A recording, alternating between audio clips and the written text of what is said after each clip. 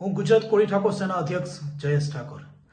હાલ એક કોળી સમાજના આગેવાન કે જેનો વિડીયો વાયરલ થયો છે કે જે એવું કહી રહ્યા છે કે વિછિયામાં જે કોળી ઠાકોર મહાસંમેલન થઈ રહ્યું છે એ એક રાજકીય સ્ટન્ટ છે અને ઉમેશભાઈ મકવાણાએ રાજીનામું દેવું જોઈએ.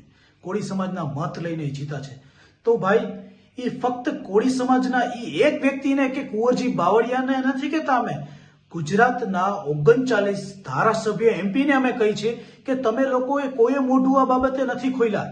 અમે તમામ આગેવાનોને કહી છે, તમામ સંગઠન વાળાને કહી છે, ફક્ત એને નહીં. અને કોઈ રાજકીય સ્ટન્ટ નથી.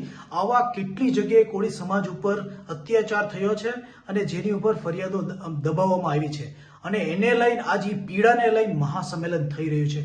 કોઈ રાજકીય નેતા બનવા માટે નહીં કે કોઈ પાર્ટીએ નહીં, કોઈ પણ આ સંગઠન જે સંમેલન થશે એમાં કોઈ નેતાએ ખેસ પહેરીને નથી આવવાનું, કોઈ પણ નેતાએ નહીં. અને તમે તમારો પર્સનલ ઝઘડો, પર્સનલ દુશ્મનીને લઈ એક વિડીયો જાહેર કરો છો, જે અંદરો અંદર ખેદ કરાવો છો, એવું નહીં ચાલે.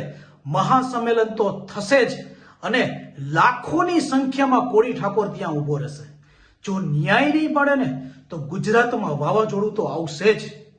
જય વેલનાથ, જય કોળી સમાજ.